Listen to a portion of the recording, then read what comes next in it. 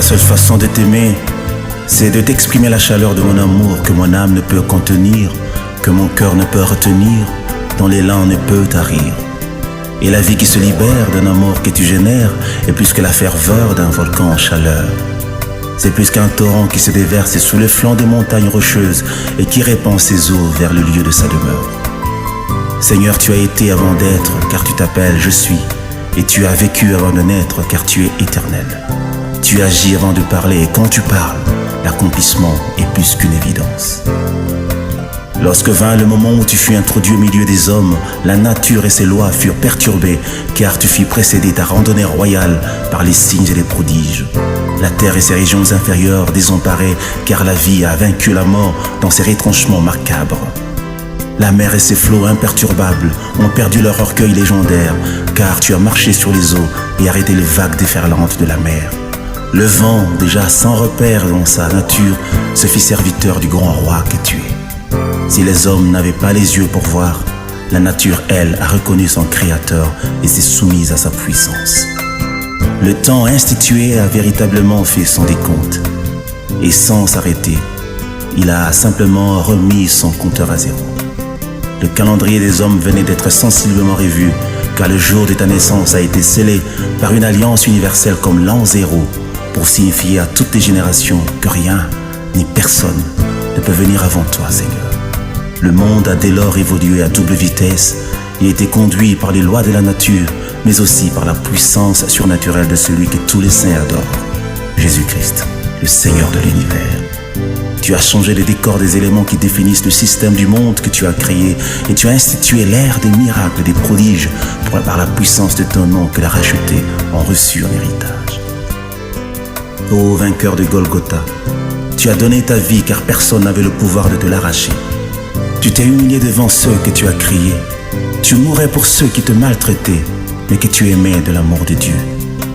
Jamais l'histoire des hommes n'avait inscrit dans ses annales les prouesses d'un saint qui donne sa vie pour les méchants de ce monde, d'un juste qui répand la pureté de son âme pour aimer jusqu'à la mort les incirconcis d'une génération en perdition, de Dieu qui se fait homme pour aménager aux hommes une place dans la divinité, d'un roi glorieux qui abandonne son trône pour les mécréants de la terre en mourant comme un voleur et portant jusqu'au sépulcre l'opprobre d'une mort honteuse, la mort de la croix. Aucune logique, même pas celle de la loi, ne pouvait admettre la réponse du mal par le bien, ou l'amour envers ses ennemis, ou le pardon devant l'offense, ou encore le calme devant la torture. Aucun cœur n'était créé pour supporter l'adversité au-delà des limites du supportable, mais tu as, Seigneur, porté le cœur de Dieu, et tu as sémé le grain de ton amour dans le champ de la haine et de la méchanceté des hommes. Tu as laissé sur la terre, et pour les hommes de toutes les générations, des traces ineffaçables qui ont planté pour l'éternité le décor du divin parmi les humains, des vestiges vivants qui annoncent qu'il était une fois Dieu visita la terre. Et sur le bois du calvaire, tu portais en ton sein toute l'humanité rachetée, lui faisant participer à ta mort et à ta résurrection en vue de l'établir dans ta gloire éternelle et lui faire jouir de toutes les bénédictions spirituelles dans les lieux célestes. Le sang de l'alliance a coulé, le sang de Dieu s'est répandu, et la vie de Dieu désormais à la portée de tous les rachetés du monde, car le sang c'est la vie, et l'âme de la chair est dans le sang. Tu as réalisé ce que Dieu seul pouvait accomplir et scellé l'alliance pour une randonnée glorieuse et éternelle. Si au jour de Josué le soleil s'est arrêté sur Gabaon, en ce jour-là, Golgotha, le soleil a fui et a disparu pendant 3 heures, car le véritable soleil s'éteignait pour 3 jours. Et les ténèbres couvrirent toute la surface de la terre, car la lumière de vie, pour un temps, s'est éteinte.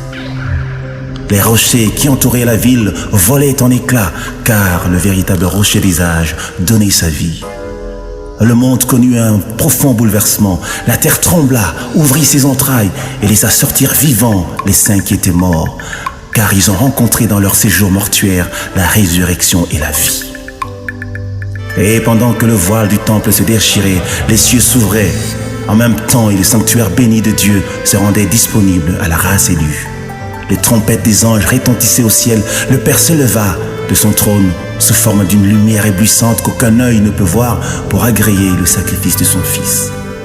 La muraille d'inimitié qui nous séparait de Dieu tomba. Les anges entonnèrent à l'unisson des cantiques d'allégresse et de victoire en l'honneur de l'agneau immolé.